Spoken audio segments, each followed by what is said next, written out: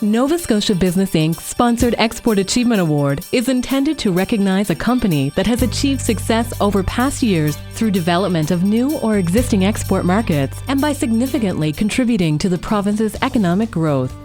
My name is Don Beamish. I'm the manager of Larchwood Enterprises. Nestled in beautiful East Margaree, Cape Breton Island, Nova Scotia, Larch Wood Canada is just off the renowned Cabot Trail and built along the banks of the Margaree River, world famous for Atlantic salmon fly fishing. We started the business in 2003. It was bought out of bankruptcy by Ben Webster, who was the owner of the business. At that time, they were making larch flooring. We decided to continue with the larch flooring. We tried it for a while. We were just doing our best to make it a go of it, and I worked marketing the flooring, and the flooring wasn't quite making a go of it, so we decided to come up with a second product, and that second product ended up being our end grain cutting boards. It was a really nice story about how we came upon it. Some of the fellows were working on a house for Ben, and they made what would be called an edge grain cutting board with a bunch of strips.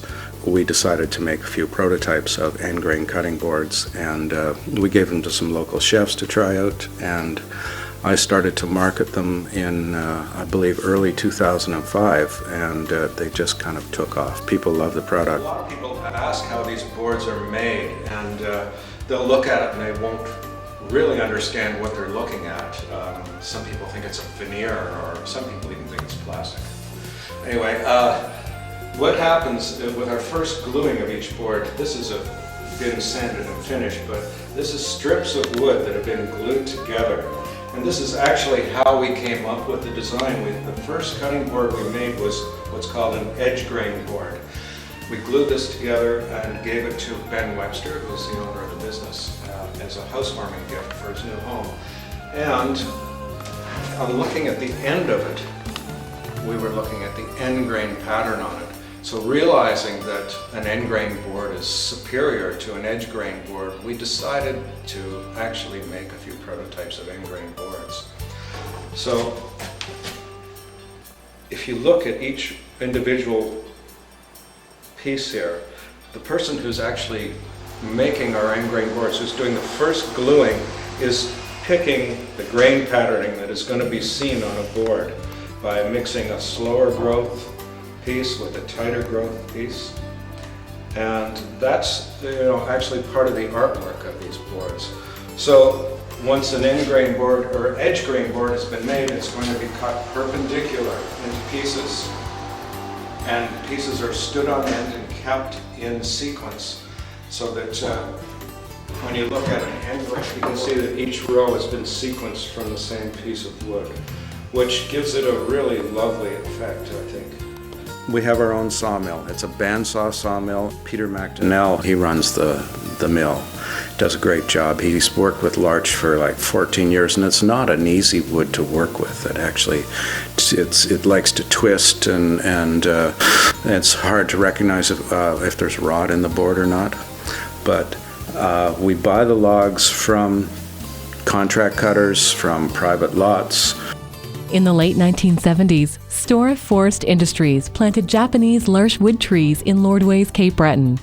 These trees are now milled at the Larch Wood Factory in Margaree and are used to create a very distinctive, rich in color cutting board that is shipped around the world. The next trip into the U.S., which wasn't too long ago, we started doing the New York Gift Show. And the New York Gift Show, that's where we start to make some larger connections. We have a rep who we met there, and he got us into Williams-Sonoma, that's a large department chain store, kitchen store. They have 250 stores throughout the U.S., and they're very high-end. They have generally a beautiful location in the downtown of every city. People don't care what they pay for the product there, frankly. It's just such a beautiful store, and you get that kind of clientele. And so they have done very well. They probably take 20 to 25% of our production at this point, and it's growing.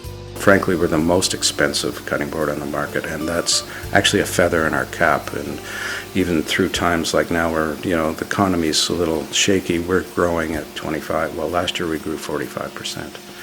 500% growth at this point. Yeah, over 7 years, yeah.